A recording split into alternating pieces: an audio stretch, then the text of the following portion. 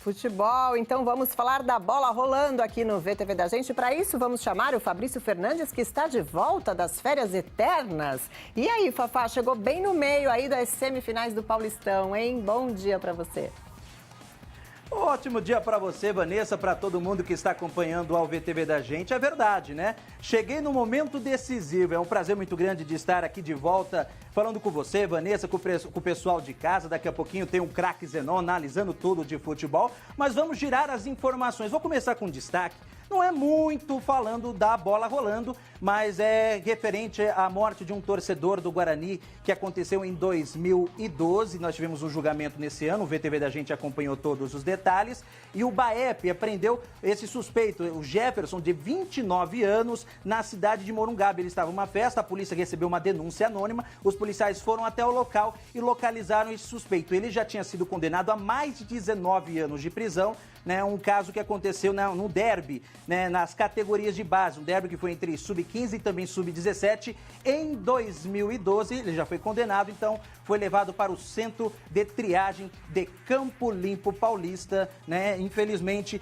Mais um caso, né, de violência envolvendo o futebol, um caso que ganhou muita repercussão aqui na região de Campinas. Mas vamos falar então agora de bola rolando, vamos falar das semifinais do Campeonato Paulista, começando a destacar a partida que aconteceu no estádio do Morumbi, São Paulo e Palmeiras. A partida ficou no 0-0, nós temos os melhores momentos dessa partida, apesar que esse jogo, viu, Van, merecia ter gol, hein? Porque foi um jogo bem disputado, os jogadores do São Paulo, principalmente os meninos de Cotia, o Lisieiro, Arthur Gomes, jogaram muito bem. Nós tivemos, né, alguns lances perigosos, bola na trave, o São Paulo chegando aí para marcar, né, o gol, mas a partida acabou ficando no 0-0. Claro, né, o torcedor ficou triste, mas foi um bom espetáculo que inclusive mostra o crescimento da equipe do São Paulo depois da primeira fase. O São Paulo indo muito bem, né, com Wagner Mancini no comando, e o Palmeiras que jogou bem, Dudu, também o Gustavo Scarpa, né, que foi articulando as jogadas buscando gol, mas gol que é bom não teve nessa partida,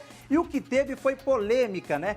Teve marcação aí de pênalti, o juiz deu, aí o VAR mandou voltar. Vamos então ver agora um trecho do que o Luiz Felipe Scolari, o técnico do Verdão, falando sobre isso agora aqui no VTV da gente.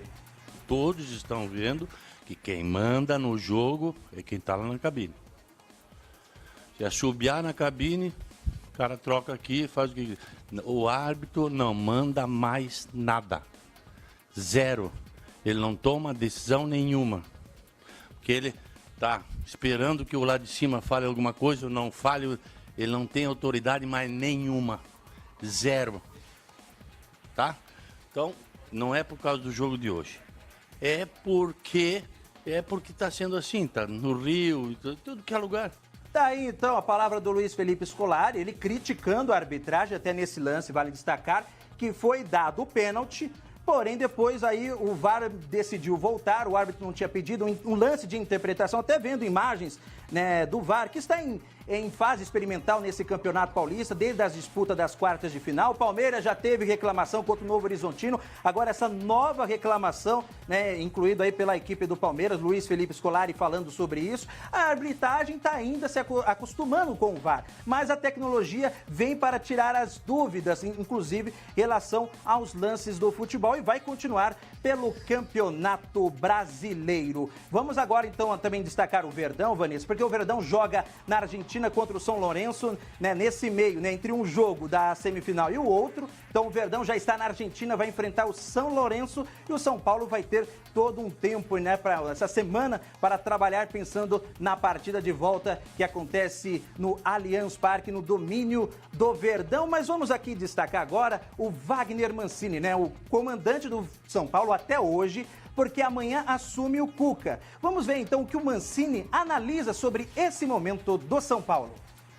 O São Paulo, ele já é uma equipe muito mais sólida. Talvez ele ainda não, a equipe ainda não esteja no ponto ideal que todos nós sabemos que pode existir. Por exemplo, o São Paulo teve um dia a menos de descanso e eu senti nos últimos minutos um desgaste excessivo de uma equipe que jogou na quarta, no domingo, na quarta e no sábado, sendo que nós não temos ainda um elenco farto para poder suprir todas as ausências caso elas aconteçam, né? Então isso foi um ponto onde eu vi dentro da partida. Em termos técnicos táticos, acho que a equipe evoluiu muito, mostrou isso nesses últimos jogos, inclusive hoje, mas ainda falta alguma coisa, né? Tá aí então, né? O Mancini falando na evolução da equipe do São Paulo, e vale destacar para você que está acompanhando ao VTV da gente, Cuca assume amanhã, e também tem reforços chegando, né? Anunciamos aí o São Paulo na semana passada com o Pato, e Tietê, aquele mesmo que jogou no Verdão, é o novo reforço do São Paulo. Ele está passando por testes na manhã de hoje lá no CCT da Barra Funda e deve reforçar já para o elenco pensando para o Campeonato Brasileiro. Mas imagina, torcedor São Paulino, Mancini bem, aí o Cuca assume nessa partida de volta pelas semifinais do Paulistão e acaba perdendo, né? Aí o torcedor acaba, né, reclamando, né? Mas aí faz parte do futebol. Vamos agora destacar os clubes de Campinas, né? Claro, o destaque agora da Ponte Preta. A Ponte Preta que treina nesse momento lá no Moisés Lucarelli, já visando a partida contra a Aparecidense pela Copa do Brasil. Jogo este, né, que foi remarcado por questões da arbitragem, de gol que tinha sido anulado. Então a Ponte Preta vai até Goiás e vai enfrentar a equipe da Aparecidense. O treino acontece nesse momento, nesse meio, porque a Ponte Preta está no troféu do interior, empatou com o Oeste em 2-2, vai poder decidir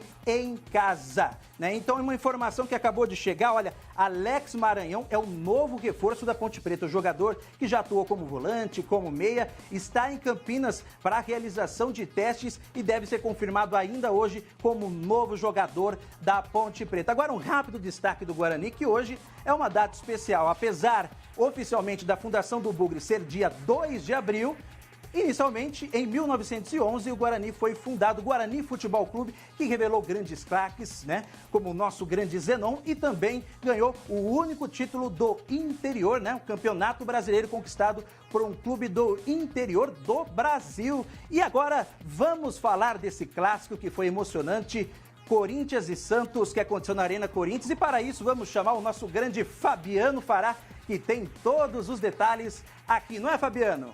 Tudo bom, Fabrício? Sim, estamos aqui já no estúdio. Deixa eu só apresentar aqui o Pedro Henrique Doria Mesquita, que é membro do Comitê de Gestão do Santos Futebol Clube, que vai falar conosco aqui sobre esse clássico, falar um pouquinho do lado do Santos. A gente tem aí os melhores momentos e o Corinthians venceu por 2-1. Não tem nada definido, né, Pedro?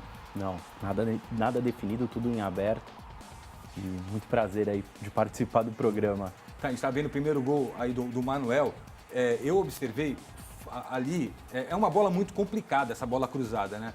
Mas faltou alguém dar uma chegadinha no Manuel ali para fazer com que ele não chegasse no tempo certo da bola. Aí o gol do Derlis, gol de empate logo na sequência, né? Falha do Cássio também. Foi só no primeiro tempo, gente. Aí já tinham 8 minutos de jogo. E aí, Pedro, vem o Luiz Felipe, ó, tentou a primeira. Na segunda, a bola estaria em Santos, se fosse eu, né?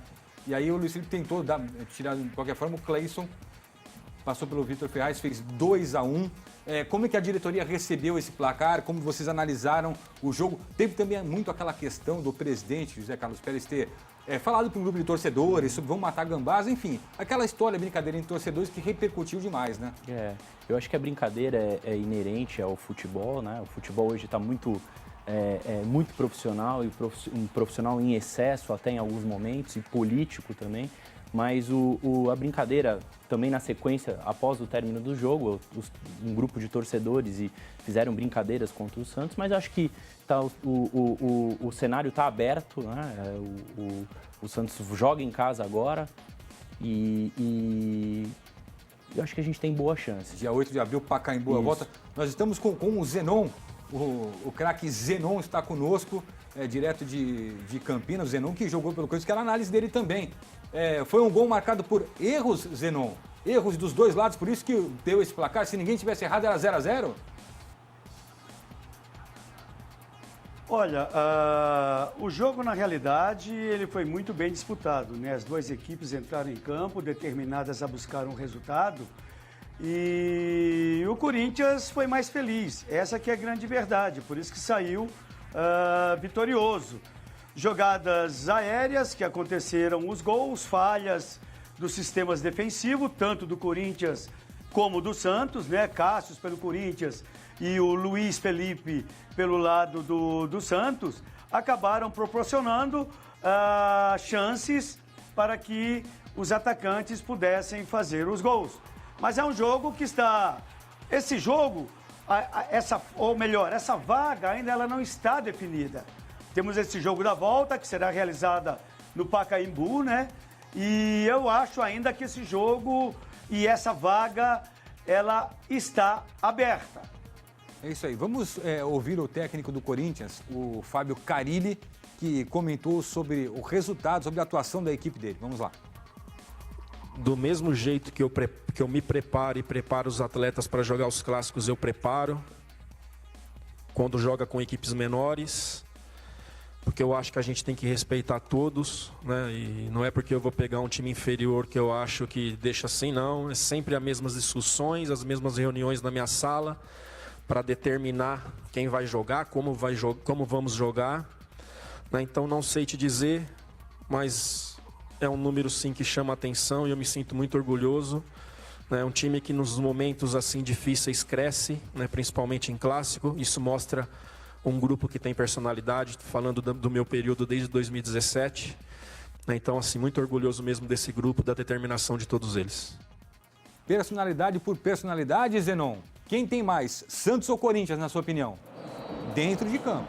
Eu acho que os dois estão no mesmo patamar, viu, Fará? Eu acho que tanto Corinthians como o Santos, eles têm personalidades para realizarem mais um grande jogo no estádio do Pacaembu.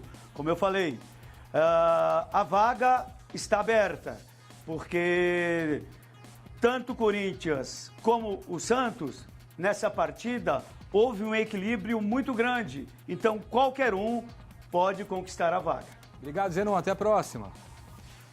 Um abraço. Um abraço, Zenon. Pedro, aí foi a análise do Zenon, falando um pouquinho sobre o jogo. O torcedor espera muito e com ansiedade, principalmente em jogos como esse, né? Decisões contra o Corinthians, maior rival, a Vila Belmiro. Como é que está a Vila Belmiro? Quando que a gente vai ter a Vila Belmiro de volta, Pedro? A Vila Belmiro, do ponto de vista esportivo, ela sempre foi muito importante para o clube, né? Principalmente em momentos decisivos. Eu acho que foi necessária essa parada para melhorar a experiência do torcedor, segurança principalmente, e também teremos à disposição do elenco e do torcedor num jogo também importante, que é um jogo da Copa do Brasil, que também do ponto de vista financeiro, acho que é o melhor campeonato. É o retorno dia 11 de abril, né? O Santos joga agora quinta-feira, dia 4, em Goiás, em Goiânia, né? Isso. E a volta Copa do Brasil. A volta dia 11. Dia 8, mesmo que a Vila tivesse à disposição para Santos e Corinthians, não poderia mudar o estatuto do torcedor, é isso, né? Isso, tem um período para fazer a solicitação e mudança. Eu acho que é um momento para o clube também faturar com bilheteria, que a gente tem tido alguns problemas de bilheteria, de faturamento. O Santos investiu muito na reforma da Vila? Quanto? Tem números? O Santos, em números assim, não tenho, mas são investimentos que são previstos no orçamento do clube, que inclusive é aprovado pelo Conselho, e é uma obra de manutenção, né? Não é uma obra é uma obra de manutenção, recuperação, desintoxicação das áreas que o torcedor não tem boa experiência, e eu acho que é um ganho para o clube, para o torcedor, principalmente. Tá, agora, para fechar, eu tenho que entregar para a Vanessa aqui. A Bolton, aquela empresa lá de fora do país, vai botar dinheiro no Santos ou não? O dinheiro chega limpo ou não? Na verdade, o Santos busca financiamento para esse grande projeto de recuperação da Vila Belmiro. É uma das possibilidades. A outra parte tem muito interesse, o Santos também tem muito interesse, mas também tem muita cautela. Precisa ser bastante analisado pelo comitê, pelo conselho do clube, todos os envolvidos, para o clube entrar nessa nova era aí. Sim. Pedro, obrigado pela sua participação aqui no VTV da gente. Aí, Vanessa, explicado. É isso aí, obrigada, Pedro, pela sua presença. Obrigada, Fará.